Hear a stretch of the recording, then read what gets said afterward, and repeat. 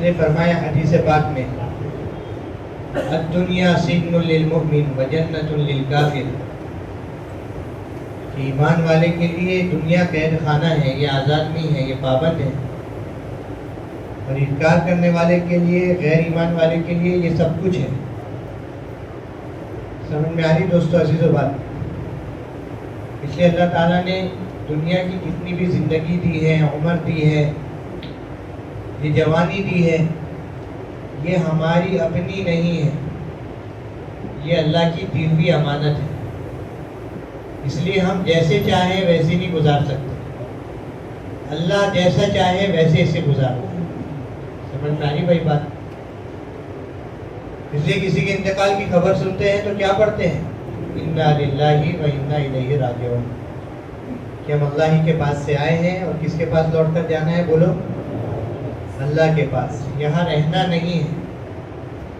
اللہ نے آخرت کے بارے میں فرمایا ہی دار القرار، کہ قرار کی جگہ کون سی ہے؟ قرار کی جگہ آخرت ہے، اور قرار کی جگہ اور ہمیشہ رہنے کی جگہ آخرت ہے۔ دنیا قرار کی جگہ نہیں ہے۔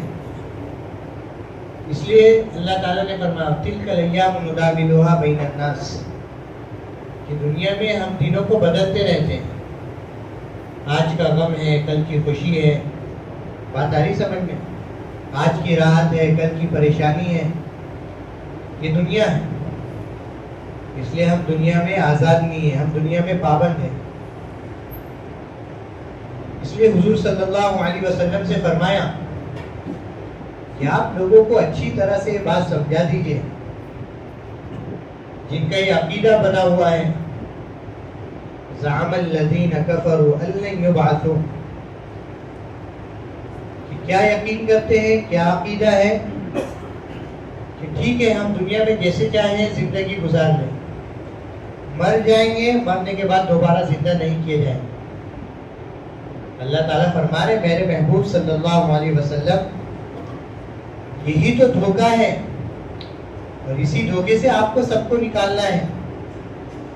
آپ کہیے، قسم کھا کر کہیے، تاکید کے ساتھ کہیے، تاکہ لوگ اس دھوکے سے نکل جائیں۔ قل بلا وربی، میرے رب کی قسم، میرے پروردگار کی قسم، لتبعثن ثم لتنبؤن بما عملتم وذلك على الله يسير، کہ تم سب کو مرنے کے بعد دوبارہ زندہ ہونا ہے، اور اللہ کے پاس جانا ہے، اور اللہ کے لیے مرنے کے بعد دوبارہ زندہ کرنا، جیسا پیدا کرنا آسان ویسا دوبارہ زندہ کرنا آسان۔ اللہ کے لیے کوئی مشکل نہیں ہے۔ تو تمہیں ایسا لگتا ہے تم تو مٹی سے بنے ہیں اور مٹی میں ملا دیے جاؤ گے، اور مٹی سے اللہ زندہ کریں گے تمہیں۔ اس لیے کسی قبر کو مٹی دیتے ہیں تو کیا کرتے ہیں؟ منہا خلقناکم، کہ ہم نے اسی مٹی سے تمہیں پیدا کیا، وفیہا نعیدکم، اور اسی مٹی کی طرف ہم تمہیں لوٹا رہے ہیں، وفیہا نخرجکم تارۃ اخری، اور کل روز قیامت اسی مٹی سے تمہیں دوبارہ زندہ کریں گے۔ میرے دوستو بزرگوں، زندگی کامیاب ان کی ہے، بہت سے لوگ اس میں دھوکہ کھا جاتے ہیں۔ اللہ فرمایا الا ان الدنیا عرض حاضر یاکل من البر والفاجر، یہ دنیا ایسی نظر آتی ہے، یہ تھوڑا سا سامان ہے۔ یہی وجہ ہے کہ دنیا میں تو اللہ سب کو دے دیتے ہیں، فاجر اور فاسق نہ ماننے والوں کو بھی دے دیتے ہیں۔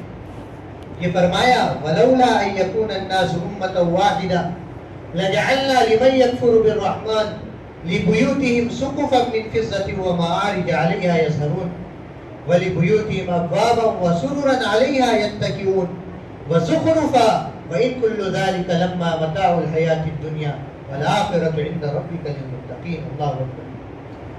اگر لوگوں کے بہکنے کا ڈر نہیں ہوتا، لوگ رات ٹپکاتے ہیں نا دیکھ کر، تو ہمیں جو نہ ماننے والے ہوتے تو ہم ان کے گھروں کو، ان کی چھتوں کو، ان کے دروازوں کو، سب کو سونا چاندی کا بنا دیتے، ہمیں کوئی پرواہ نہیں، لو اسی میں خوش رہو۔ لیکن یاد رکھو یہ سب دنیا کا دھوکہ ہے۔ بات آ رہی سمجھ میں؟ آخرت متقین کے لیے ہے۔ اس لیے دنیا کے بارے میں فرمایا متاع الغرور، یہ دھوکے کی جگہ ہے، اور آخرت کے بارے میں فرمایا ہی دار القرار، وہ قرار کی جگہ ہے۔ اس لیے دوستو بزرگوں، اس دنیا میں جو کچھ اللہ نے دیا ہے اس سے آخرت بنانا ہے۔ قارون سے یہی کہا تھا موسیٰ علیہ الصلوۃ والتسلیم نے، وَابْتَغِ فِي مَا آتَاكَ اللَّهُ الدَّارَ الْآخِرَةَ وَلَا تَنْسَ نَصِيبَكَ مِنَ الدُّنْيَا وَأَحْسِنْ كَمَا أَحْسَنَ اللَّهُ إِلَيْكَ۔ دیکھ تیرے پاس جو کچھ ہے یہ اللہ کی دی ہوئی دین ہے، اس کے ذریعے سے تو اپنی آخرت بنا لے۔ اس کے ذریعے سے کیا بنا لے؟ آخرت بنا لے۔ پھر دوستو بزرگوں، جو دنیا میں رہتے ہوئے آخرت بناتے ہیں، بقا انہی کے لیے، بات آ رہی بھائی سمجھ؟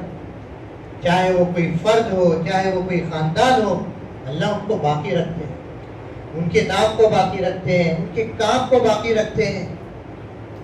اللہ اکبر۔ دنیا ان پر آنسو بہاتی ہے، دنیا ان پر غم کرتی ہے۔